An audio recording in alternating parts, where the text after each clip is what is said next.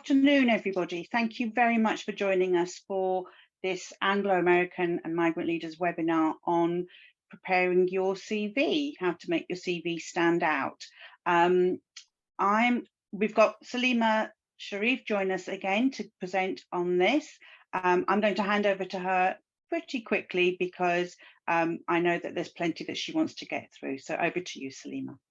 Thank you, Fawzia. Thank you very much for all of you who've joined again. Fantastic. It's lovely to see names who did the first one and obviously coming for the second one. Thank you. And those of you who are watching online, which is great also as well. So Salima Shariff, I'm one of the heads of HR at Anglo American.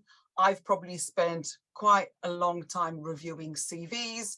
I'm not necessarily the queen of CVs, but if you ask many people what their idea about the ideal CVs, you'll get hundreds and hundreds of different items. But what we want to do today is to share with you a couple of hints and tips. Some of the items you may be already doing, great, fantastic. Some of it might be you want to refine certain things, absolutely. So we'll run through these items. I will give you an opportunity to ask me questions at the end. I'm sure myself and Fawzia will share with you a couple of our thoughts and our ideas based upon our experience. So I'm just going to go into the screen share. Great, you should be able to see that. Fantastic. Right, let's go through. So what are we going to talk to today? We'll define what a CV is and what it's meant to be doing. What are the components that sit underneath that? Share a couple of do's and don'ts and also some tips also as well.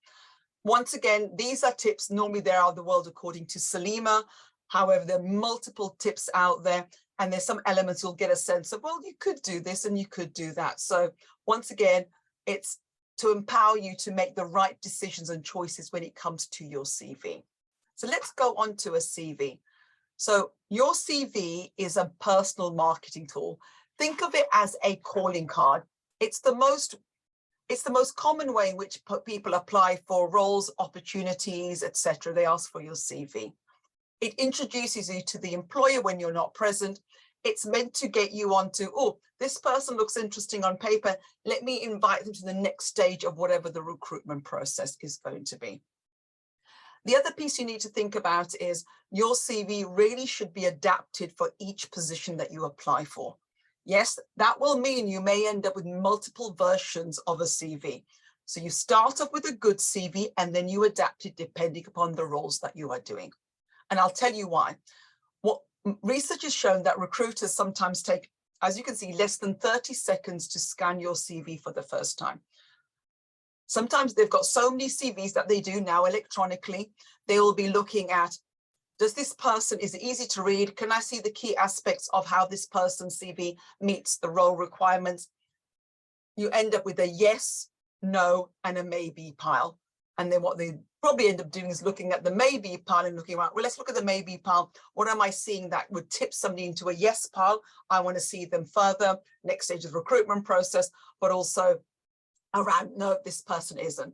So remember the difference between landing that next stage interview and being declined is the CV. Sometimes organizations will ask for a cover letter. They will also look at your cover letter and also your CV as well. And a CV is really not meant to be a biography of everything that you've done. It's really meant to highlight the key important points that are pertinent to the role that you are applying for. So, and also it will give them aspects of things to explore going forward.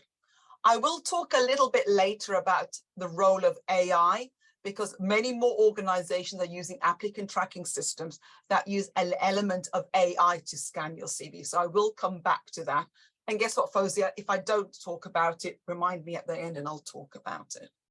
So before we start, I want to get a sense from 1 to 10. Do you have an up-to-date CV? And do you have an up-to-date LinkedIn profile? Whilst this session today is not about LinkedIn, a lot of recruiters, when they are looking at the candidates on the yes pile, they might also be looking at your LinkedIn profile. LinkedIn, I think, if you go to university and you are starting in your first year to start looking at for internships, summer holidays, gap years, you should start thinking about having a baseline LinkedIn profile. So between 1 and 10, do you have an up-to-date CV and do you have an up-to-date LinkedIn profile? So folks, if you could just maybe shout out as they come in, that would be great. Yeah, and thank you. All the students have started answering those questions straight away. So we've got Drew Besh is telling us that he doesn't have such an up-to-date CV, but he does have an up-to-date LinkedIn profile. Other people, I've got 1 on both. So we've got 8 for CV, 1 for LinkedIn, 9 for CV, 2 for LinkedIn, 8 and 1 again, 9 and 3. So it looks like people are, those of us, people that are getting things ready are focused more on LinkedIn than their CV. So this is going to be a really good session for those. And for people that don't have the experience or just maybe haven't done either of those things, it's a good opportunity for you to find out the best way to approach it. Absolutely. And I do have an up-to-date CV, and I update my CV twice a year. And I have various different versions of my CV. I have a short version and I have a long version also, as well, which I'll talk about in the next slide. So it's one of those things that when you come into the world of work, having an up-to-date CV and LinkedIn profile become bread and butter in terms of how you are going to stay in your job, be found by organizations for their future roles, but also for you to apply for roles also as well. So very, very high level, what are the characteristics of a good CV? Easy to read and understand, quite basic. Powerful, visually powerful. Visually powerful does not mean fancy graphics. It's a lot about formatting. It's a lot about the wording that you put against it. It focuses on skills and capabilities. It defines your job-related experiences or just your experiences. I'm just conscious of the fact there's a lot of you on the call today who may not have years and years of experience. But I tell you something, I bet you've got experiences that are life experiences at school, at college, at university, community work that you might be doing, volunteering work with you do with your family. Those are all great experiences to think about. CVs can be 2 to 4 pages. That's what I mean. I have a short version and a long version. There's a little bit of interesting conversation going on within HR and with recruiters at the moment that I've been sort of watching from afar. Before, it was a real keen thing to have really tight CVs, 2 pages. Now, actually, we're seeing people having 4 pages. My view is, regardless of the length of your CV, it needs to be relevant for the role that you are applying for. And I suggest all of you, even if you think, oh, I don't have that much experience, you could probably fill at least 1 page, if not 2 pages, to what, certainly by the end of this program in terms of what I will be telling you going forward. So 2 to 4 pages. If all you've got is 1 page and it's great stuff, fantastic. If it's 2 pages, that's great also as well. Some of the things around a good characteristic of a CV. So preparing to write your CV. Remember, a CV is an opportunity to promote yourself and why you are the right person for that role. Talk about relevant skills, experiences, capabilities, and job requirements. And I'll talk to you a little bit more about the section headings that bring that out. And increasingly, most recruiters are starting to use some level of AI to help with screening and filtering and matching process. So a hint from me, and it's a bit crude, but the job adverts that you will potentially be applying for, whether it's on LinkedIn, whether it's online, should be an indicator for around the skills that they're looking for. So this isn't about lying in your CV. It's around using some of the language that you're seeing in the role profile. So they might say something along the lines of, we're looking for somebody who works great as a team. Works great as within a team. So actually in your CV, writing about team experiences, how you collaborate with others is great. Thinking about somebody who is maybe performance driven, adding items in there that show how you drive your performance, any KPIs, anything along those lines that share that. So that's where I honestly think the job advert is a really good indicator. You should always think about, this is what they're asking for. If they looked at my CV, is it easy for them to see why I've applied for the role and why I've got some of the skills and experiences there? And if they ask for a cover letter, normally even within a cover letter, they'll say, please attach a cover letter and please answer questions that tell you the motivation for applying for a role and why your experience is suitable for the role. So even with those 2 questions, they give you a sense of what they would expect in the cover letter. Not all organizations will ask for a cover letter. Some organizations will ask for a CV, and they'll ask for 2 or 3 questions that you type in, and they may give you a word count of 100 words or 200 words that you have to type in that might be pertinent to maybe the role you're applying for, the industry, etc., which gives them a little bit more information. So once again, the job advert becomes your friend. So this is why I talk about you will have different versions of your CV. And also, if you have different versions of your CV, make it really easy. Have a folder on your computer somewhere, wherever, that says CV. And when you apply for roles, put CV X company, CV Y company. Make it really, really easy, because guess what? When they apply, when they invite you, fingers crossed for an interview, you can just pop up, that's the CV that you can actually be working towards. So you will have different versions of your CV. And I know you're probably thinking, they're going, oh my God, I have to think about adapting my CV. Yes, you do. Adapting your CV should take you probably about an hour. If you have a good foundation, then it's actually adapting it going forward. And in fact, I was telling Fozia today, I've been helping one of my migrant leader mentees to refine his CV as well. I'm not going to embarrass him by mentioning his name on the call, but he's got a really great CV. He's applying for a role. He just needs some help to refine that to the role he's applying for. A good CV will be really, really helpful. So for those of you who don't have a CV, or maybe not an up-to-date CV, I know the term is ending for all of you. Some of you very soon, it might have ended already. Really spend a couple of hours just refining that. Once you've got that CV, it's so much easier to keep up to date. So what do you include in your CV? I'll give you the high level, then we'll go into a little bit more detail. Obviously, your name, your contact detail. I'll talk a little bit about your professional statement. More and more, I'm now seeing a bit of an executive summary at the top that talks about, it could be your profile statement, professional statement. It could be a little bit about who you are. It's a way of you introducing yourself to the manager or the recruiter. It will focus on qualifications and education. There is normally a section there that talks about that. And then a lot of it goes into work experience. And your work experience can be paid and unpaid also as well. So as I say, the CV could include achievements that are relevant for a role, so key achievements and key responsibilities, relevant hobbies and interests, as well as a link to any kind of LinkedIn profile that you have also as well. Normally you just hyperlink it at the bottom. Everything's electronic. They want to see, they click on it, it takes them straight to a LinkedIn profile as well.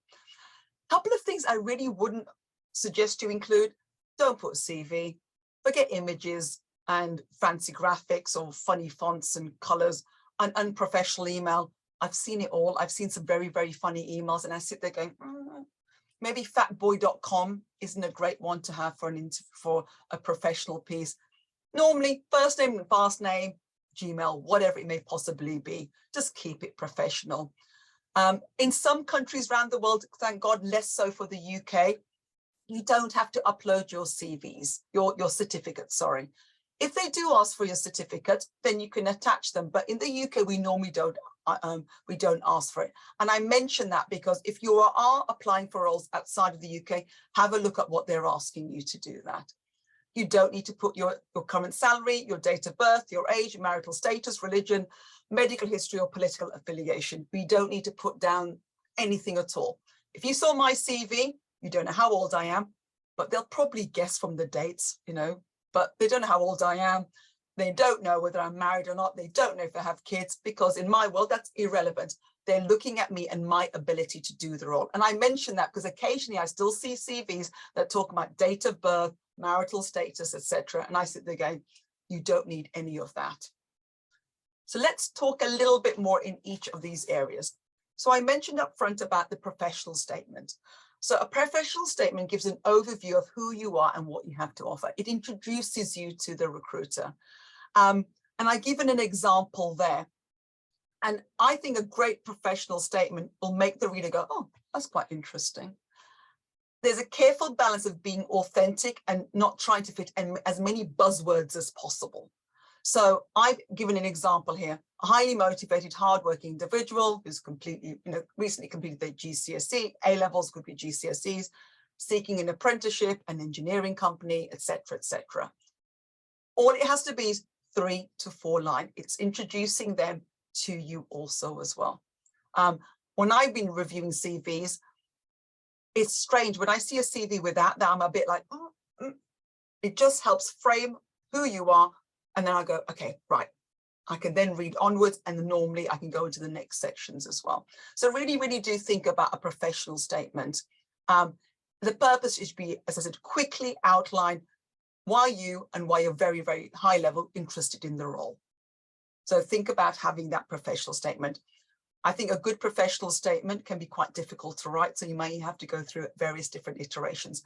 Actually, if you go online and you do a search on professional statement, you will see lots of examples that are out there. Absolutely do not plagiarize and use somebody else's. Use it as a way of piquing your own interest into, oh, maybe that would work for me, or maybe I can adapt that. Maybe that's more like me, etc. Use it as a way of thinking of good material that you could use to better represent yourself. Normally the next section of a CV normally is around your education. And I've included training because bearing in mind that some of you will be sort of going through the educational system, you may not necessarily have loads of experience. So this section very much talks about starting with your most recent educational experience, college or university. If you're at university or college, it's worth putting down what modules you've completed, as well as which modules you might be doing, because that can be quite important. Then you can go into your A-levels or BTECs, whatever you have, your apprenticeships or your GCSEs. That's the order that you go into. If you have fantastic A-levels or GCSEs or any other qualifications, feel free to put your grades. You can put your grades against that. If they're not as great, then you know something, don't put your grades against those particular items. They can always ask about your grades later. So always start off with your most recent to the oldest educational establishment, when you did them, as well as the subjects that you did as well. And in particular, when you're at university, it is really worth putting in the modules that you've done. For example, I'll make it up. If you are doing a history degree, law degree, business degree, engineering degree, each university does it slightly differently.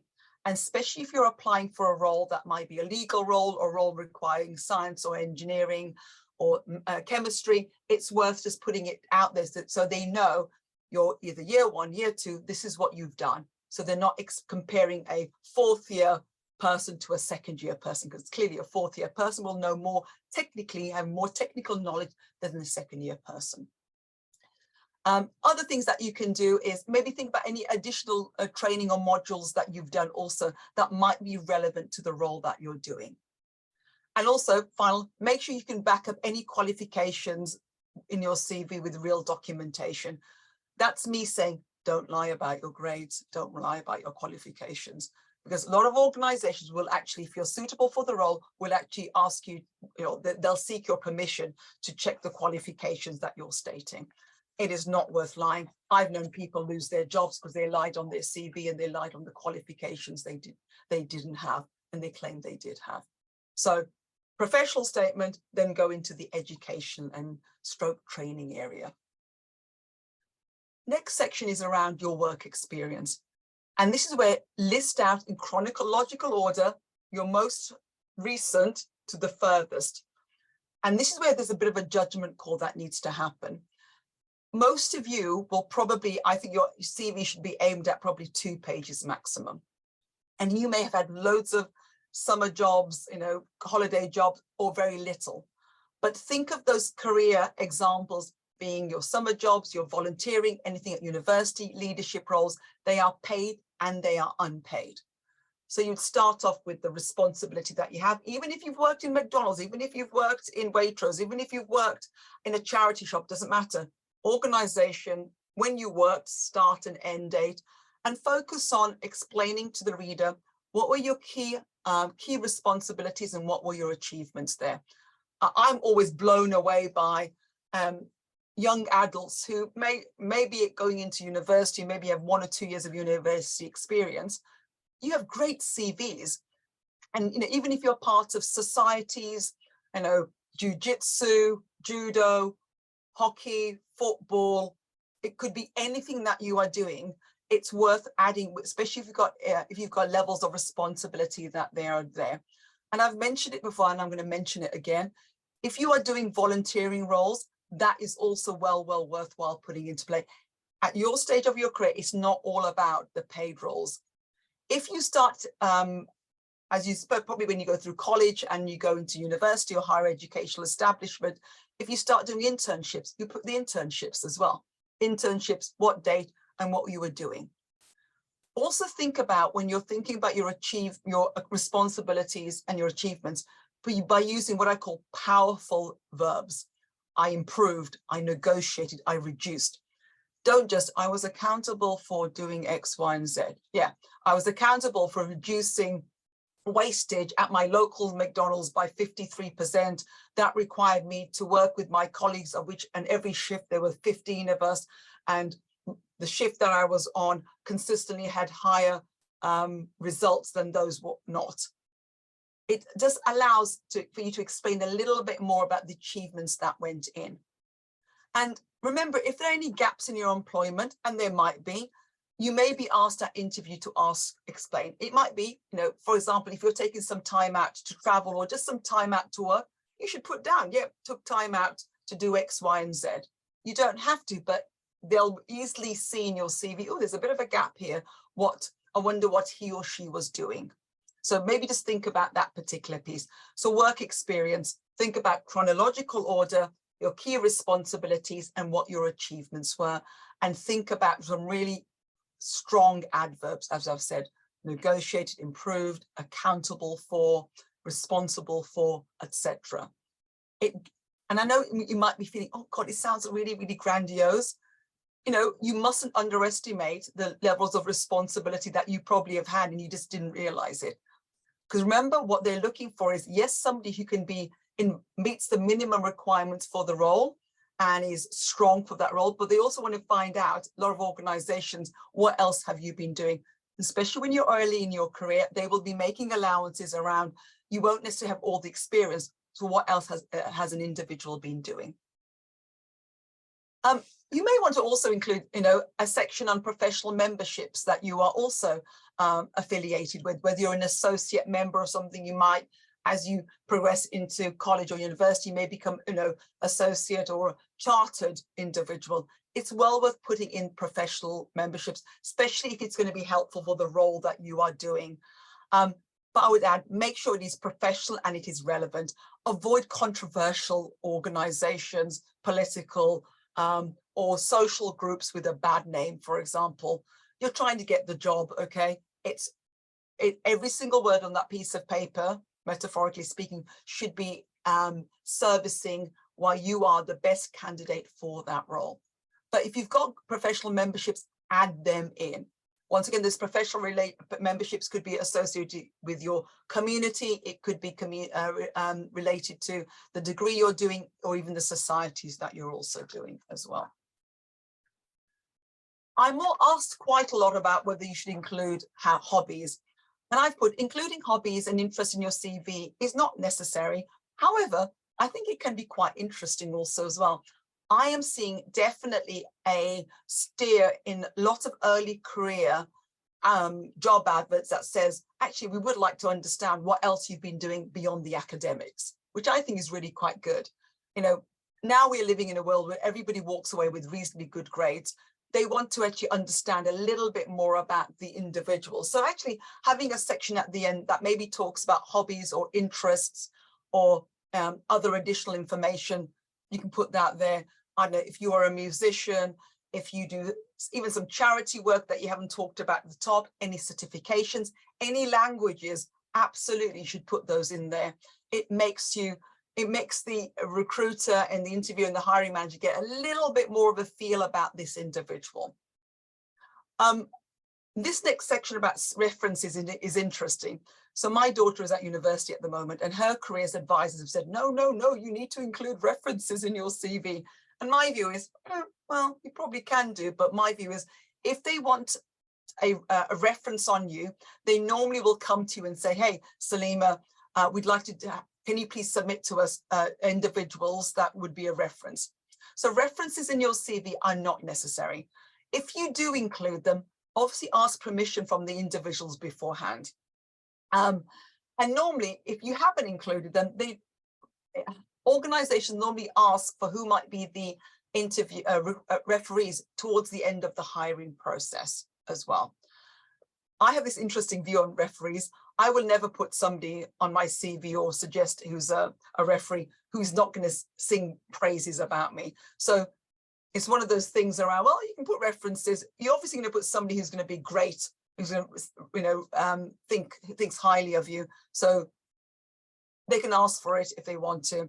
So if you are thinking about who might be a suitable referee, it could be your form tutor, it could be your director of studies, it could be somebody who knows you really well at university or college or school. And sometimes, obviously, as I said, ask their permission beforehand. Somebody who can vouch for the work that you do, how you do it, etc. But once again, nobody puts anybody on as a referee that isn't going to give them a great reference. So, and I mentioned that because if your CV is quite comprehensive and it's tight, you can actually get away with probably putting at the bottom of your CV references available upon request. So you're not losing valuable time putting in 3 or 4 sentences that is to do with a referee. So let's talk a little bit around, I think I've said this before, around some name and contact and style piece. So sounds really, really basic. Put your name and your email address and your full postal and contact details as well. What I would suggest that you would do is probably not full postal addresses. At the bottom of each of your CV pages is just put down your name and your email address and your phone number. You can put it at the top if you want, and you can put it at the bottom of each one. The other thing I would also suggest is if your CV goes over 2 pages or 3 or 4 pages, at the bottom, just put down page 1 of 3, page 1 of 4, whatever, or 2 or 4, etc. Then the person reviewing the CV will know, yeah, Salima's CV is 2 pages long. So if it's blank on the other side or something happens in their system that they only see 1, they'll know, oh no, there was something, they can investigate it. As I've said before, use your professional email. The fact I'm mentioning that today will give you an indication. I've had some funny laughs at some people's email addresses. Just keep them simple. So a little bit about style and formatting. How I think your CV is important in terms of what you're going to put into it, but also you need to make it visually clear, not confusing, not overwhelming, and easy to read. So be aware of your style and tone. Keep to the same tense. Sometimes people will talk about future tense, past tense, current tense. Try and keep it to the same tense. Be professional, direct to the point. Find tangible ways to prove. So if the job advert talks about your team player or the skills and capability, weave those into it. You may want to use some bullet points. Bullet points are really great at breaking up text. I know when I read a book or a piece of paper or an article that has just got a solid block of text, my eyes start glazing over. It's just too much. Bullet pointing just gets somebody's eyes to run down, read, run down and read. It's much easier to consume. Avoid acronyms and abbreviations or any internal terminology. You may know what it means. To the layperson, they'll go, I haven't got a clue what this is. So especially when you're using it first, put the full wording, then you could put the brackets of what the abbreviation is. Get somebody or a friend to proofread your CVs. And the other day I was updating my CV. I gave it to actually my husband to read, and it was like, oh, a mistake had gone into it. Trusted friend or a colleague, check and double check. Even if that means you read it out loud to yourself, that's also quite helpful. Friend, colleague, or do it yourself. And once you have the most basic format, you can modify it to what it is that you want to apply for. So a couple of other items. I also suggest labeling each section. So the applicant tracking system, what happens in a lot of systems now is when you upload your CV, it passes your CV that might be on Word or a PDF into this system. If you've actually got clearly labeled sections, that passing or that transition is much easier for the ATS to do. I recommend a font of between 10 and 12 and decent margin all the way around. Stick to the professional fonts around this. Doesn't need to be the flowery ones, they're just difficult to read. Use any bold or underlining, so it's conservative, but it also helps. You don't need a fancy trim, as I've said before. Your CV, 2 to 4 pages. When you are uploading a CV to a system, there may be a size restriction. So sometimes well worth looking at what that size restriction is. That's why at times you might need to upload it into a different format. My suggestion is you, at a basic level, if you've done your CV in Word, actually save it in PDF. Then nobody can play around with it, etc. It's uploaded into a PDF. And also save your CV as, I would say, Salima_Shariff, so they know it's you. You don't need any kind of fancy name associated with that either, because it will save Salima_Shariff. It's much easier from that perspective. So a couple of other things, finally. Keep it simple. Remember, you are competing with other candidates. So to catch the attention of the CV, keep it crisp, concise, to the point, and relevant to the job.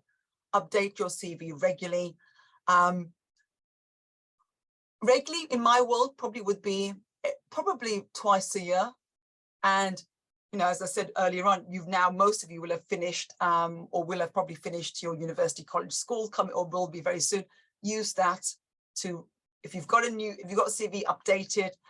If you haven't updated, I think summer holidays are great. As long as you don't have exams in December, December's a good time also as well.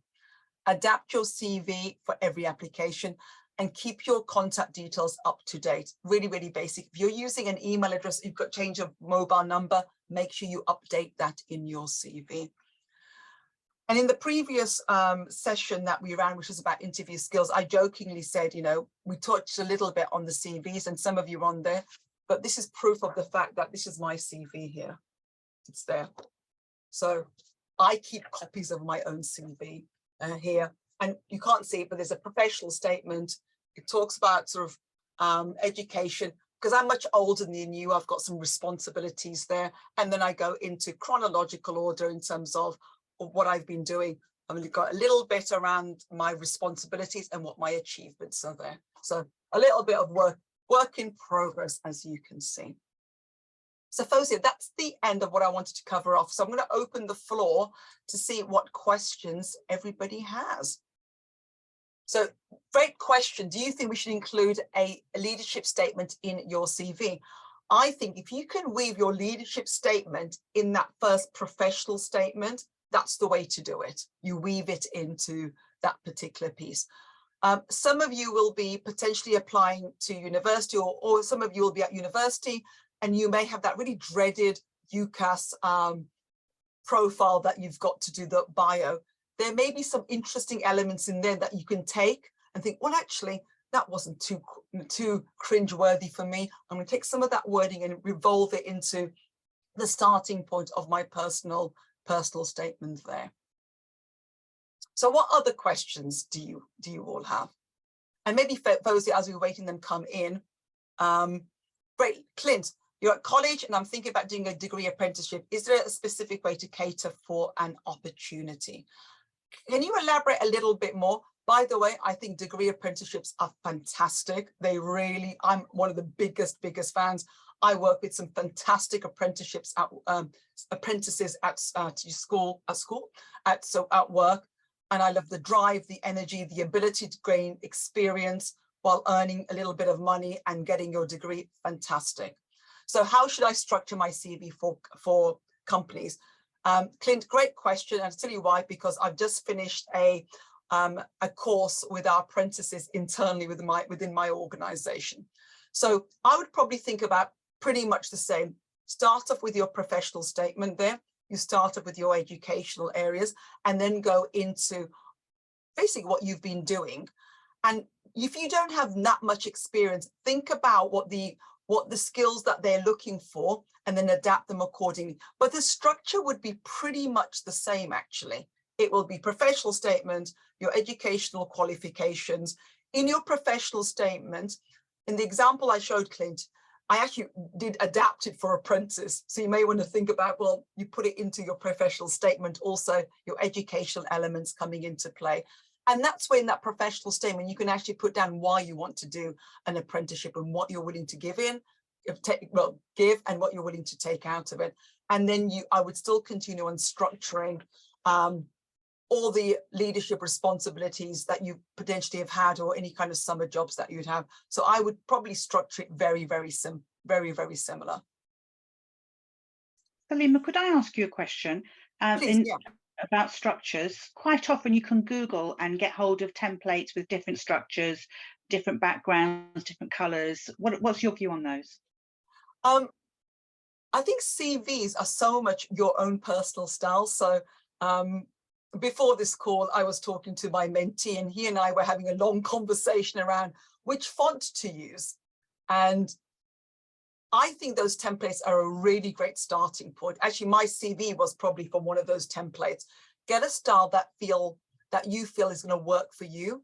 And some people like it a little bit tighter. Some people like it structured a little bit different. I don't think there's a really wrong or a right way, but I do think these templates nowadays make the job of writing a CV from scratch much, much easier. Great. Another question. Do you think we should keep a few things out of your CV, specifically talk about interviews so it's not repetitive? No. What you're putting in your CV needs to be relevant for the role. It's not a complete biography of your life to date. So there will be things that you will miss out. But remember, the purpose of if you are keeping things out to keep that interview, those things that you were keeping out might have been the crucial role to get you the interview in the first place.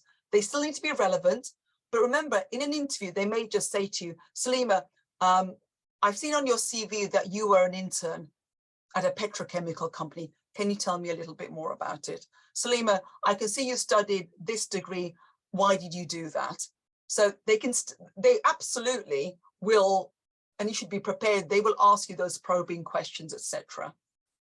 So it shouldn't be repetitive. Remember, when you're there, it's an opportunity for you to pretty much talk to your CV and what you're bringing to the organization.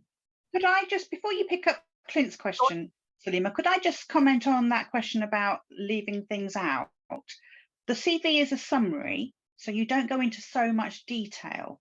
So don't leave important facts and experiences and events out, but don't write an essay about everything. That's what you're holding back for interview. That will, so as I said to people before, give hooks in your application and your CV that interviewers can hang questions on, yeah, and then keep the detail to fill in the interview. Thanks, Salima. You're absolutely right. Another great question: how much of your CV should be delegated towards your academic achievement achievements? If your achievements are absolutely relevant to what you're doing, absolutely include them in. When you're much earlier in your career, so you should be putting down, whether you've, I don't know, you got silver, gold, or bronze, or platinum in the maths Olympiad, or the chemistry one, or you're a form prefect, or you've got some music grades under your belt, or you've got some judo, whatever it may possibly be. You've done Duke of Edinburgh, you've done the National Citizen Scheme, for example. All of those items are absolutely valid to include those in. Once again, think about, will they represent you? Are they going to add to you? I've said, CVs between 2 and 4 pages. 1 page is really, really tight. So if you go into 2 pages, you will have the time and the space to include, and you can actually put that under other achievements. If it doesn't naturally fit into the other sections, you can have that. And that's also the way you'd put any certifications, first aid certifications, for example, that you might have. You might have one, I don't know, you're a fire warden, maybe at your halls of residence, whatever it may possibly be. So it's sort of proportionate. If you've got more work experience, obviously some of those areas will start winding down. They become the more prominent part of your CV. Does anybody else have any questions that they want to add? There you go. Jaden's just put in, do companies check for plagiarism in our CVs in parts such as our professional statement? And how do we avoid accidentally plagiarizing? Jen, that's a great question. We all live in the world of Chat GPT as well. Okay. I think it's really quite. Do organizations check? No, but I bet there's an applicant tracking system out there that's been configured to be able to check how much of your CV may be fictitious versus plagiarized, etc. Let's face it, even when you're, even as I said in the professional statement, do your Google, do your research online. I think it's sometimes natural to say, oh, that could work for me, that could work for you, that could work for me. I would never lie. But if there's ways, if there's phrases or ways in which things are said that really resonate with you, that are not going to be out of kilter with how you're stating yourself below, then that's what you should be aiming towards. Sometimes you can really clearly see if somebody's actually just done a professional statement in a certain way, and then you read the rest of the CV and you sit there going, it's been written by two different people. You go, this is interesting. And that's why I talk about the tone. Make sure the tone is very clear. But look, it is natural to do a search and go, well, I like that. Maybe I can put that in. Maybe I can put that in. Maybe I can put that in. Then you take a step back around it. Remember, you only got 4 or 5 lines, 6 lines to make a really impactful professional statement. As long as you can say that actually it is representative of you and you've done some thinking behind what you wanted to include, that's my biggest advice I would give you. How long do you think admissions look at your CV and average? Are there specific ways to get an admission person to read through your CV longer than others applying for the same role? Great question. In the good old days, when CVs used to come by post, I sometimes used to get a CV with a little, Mars bar and other chocolates are available attached to the CV. Love the initiative, love it. But guess I'd be like, oh, I wonder how long that has been there, etc. Maybe I'm not. Clint, it's a really, really good question. For me, I think it's around making sure your CV is easy to read. So when a recruiter or a manager is reviewing them, they can clearly see, okay, that's professional. This is what they've got. This is what they've got. Tick, tick, tick. You're trying to get into the yes pile. Or if you end up in the maybe pile, they've gone, something, that's a yes person. So I think it has to be relevant to the role that you're applying for, easy and crisp to read also as well. So you may have some fantastic experience, but if it's really difficult to read, it's really blocky and not nicely put together, people sort of go, this CV is just too difficult to read, sorry. And even things like spelling mistakes, grammatical errors can soon start. If the person can't be bothered or can't care to make sure that the CV, that is your calling card, is accurate, do they really want to apply for the role? The odd slip here and there is human, but sometimes you're thinking, oh, maybe you should have checked this again. So my advice is short, sharp, script, straight to the point, and link to the role that you're applying for, or the apprenticeship or the degree or whatever it may possibly be. One of the great ironies of being a recruiter, I don't know if you found this, Salima, is the things that give you a real big belly laugh is when you see somebody claims to have attention to detail and then they actually haven't proofread their CV or their job application. That kind of tends to go on the no pile.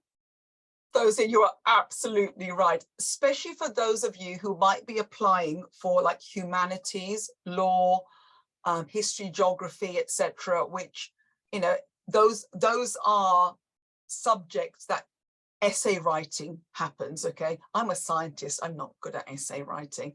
And you see a CV, so they're going, really? That's a bit of a mistake there. Oh, that grammar's not really good. Oh, okay. Nowadays, there's no excuse. You can go online and check your grammar. You can check phraseology of it. Quick 1-minute search, get it sorted. It's that kind of attention to detail comes into play. And also, Fosie, I don't know about you, my attention to detail is bad. However, on a CV, I can see a spelling mistake a mile off. Your eyes just naturally go to it. Oh, okay. So that's why it's worth checking and checking and checking again. Do not rely fully on Word to your spell check. There are, sometimes it's an English version, sometimes an American version. Always, that's one level of checking, but also you need to check, and somebody else also needs to check it. Because the point is, if you've spelt an incorrect word, but it's spelt correctly, spell check won't pick it up. Yeah. Absolutely. Right, other questions from anybody else who might not have asked a question? Go on, please. One question I had was, would you advise us to use ChatGPT, and do you think we should credit it at the end that I use ChatGPT to avoid plagiarism? Oh, sorry, say that again, because you came in and out. Do you think we should use ChatGPT? You know, my view is no, you shouldn't. But then again, I'm old-fashioned, okay? So I'll let you into my a little secret. My children use ChatGPT. For the record, not for their academic studies, okay? Just to be clear. I think ChatGPT gives you a good starting point. It does. And I'm not even going to rubbish it. It does. But it's getting better day by day. Remember, they want you to use it to improve it, okay? So I think, you know, if you're really, really stuck, you can use it, and you know, but you've got to then make it work for you. You really, really do. Otherwise, all you're doing is taking something that's computer generated and it's really not representing you. And I have been in instances where the person I've interviewed is very different from the CV, and you sit there going, did somebody else write that CV for them? This doesn't seem to, there doesn't seem to be a correlation between the two. Don't get me wrong, there are some people who are really, really good at writing and not necessarily good at being verbal in an interview. I get that. But there's sometimes there's a real disconnect. So I would, as a parent, I will say, no, you really shouldn't. But also as a realist, you probably will do. Just be really, really conscious of it's a starting point. It is not the finishing point. Okay. Thank you. Right. And that's a really great question. Love it.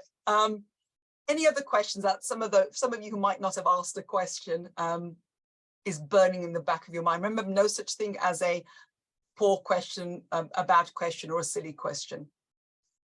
Should there be a conclusion in your CV or just brief sign off? It's a, I think I've put down in mine, maybe references available on request. That's all it is. You don't need to say yours sincerely. It is not a cover letter. You just get to the bottom of it. So no, you don't need to.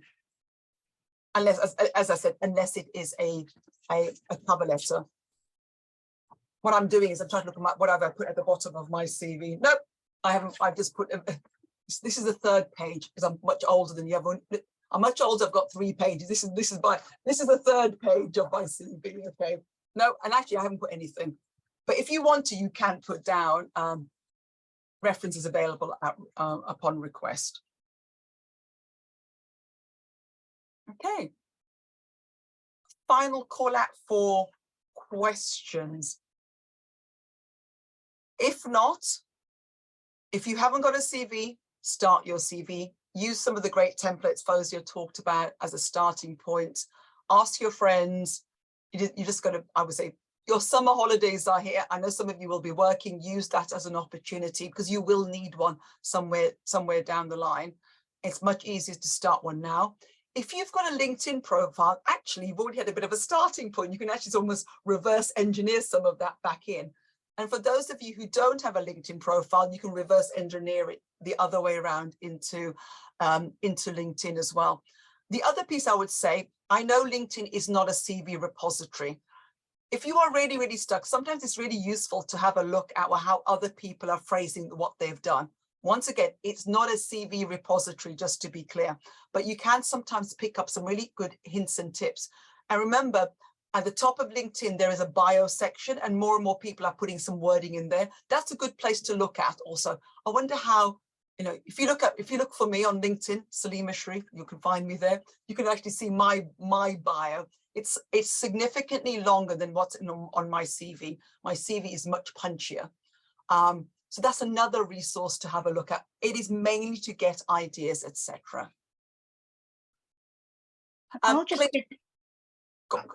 just going to give one little tip, just based on my experience when I used to work in HR at the Commission for Racial Equality, and we used to advertise for jobs there. And then somebody asked me to look at their CV, and I knew this person really well, but there was just some fine tuning that was needed on the CV to really reflect their abilities and skills that they weren't really being fair to themselves on.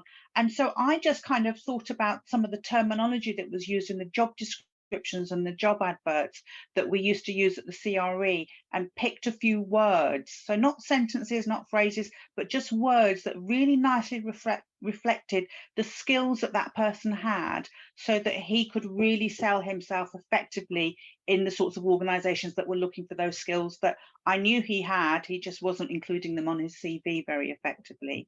So that's another way of finding ideas for your CV. Look at job adverts, look at job descriptions. You know, if you're doing things that are shown in those job descriptions, then use some of the ideas that are there as well.